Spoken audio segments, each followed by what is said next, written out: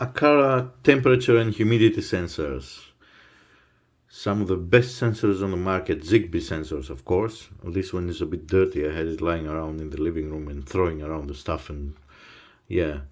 Let's have a look on this sensor, inside the sensor. First of all, you see the sensor is almost immediately right next to the port, so it's getting all the temperature or humidity changes really quick.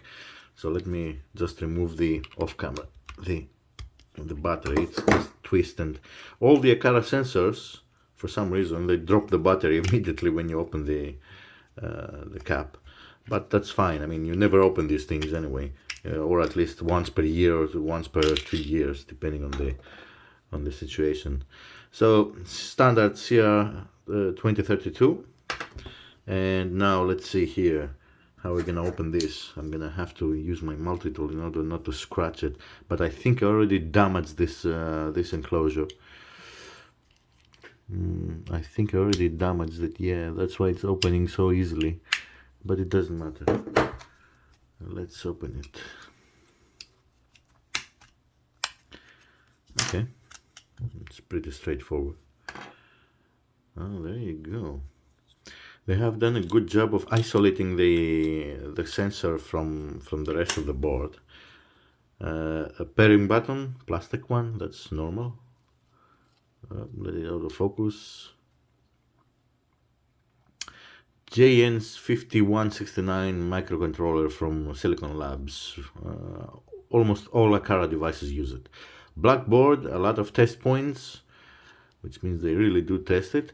So the sensor is sitting by itself and connected with a very small strip of PCB, which is, you know, as the manufacturer states, it has to be, because you have to avoid all the thermal stresses and the thermal problems associated with the board. So if your board heats up or it does resist to changes.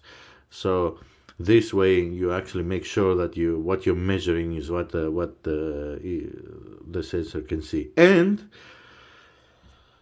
this is the best part of the sensor. It uses an SHT30 from Sensirion, which is a Swedish company. It uses an original sensor, not like you know, the Shelly crap, which uses a cheap Chinese clone on it, and it's like twice as much expensive than this one. And yeah, you can get pretty accurate results with this one. The SHT name is actually one of the first digital sensors in the market. The SHT21, as I remember, 20, 21, and 22 or something, 25.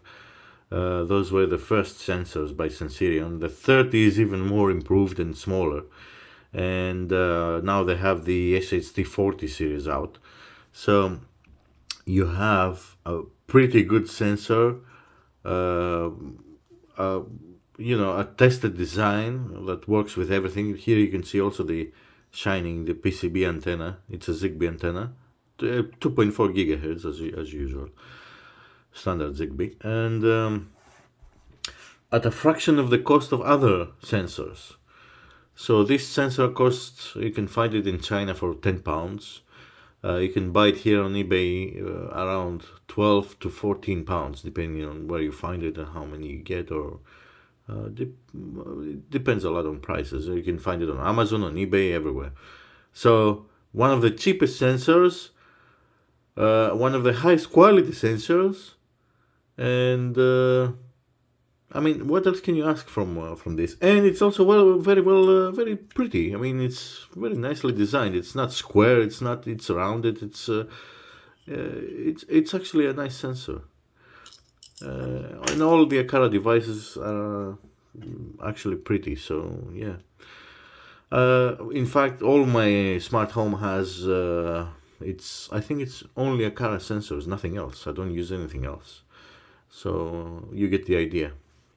Thank you so much for watching.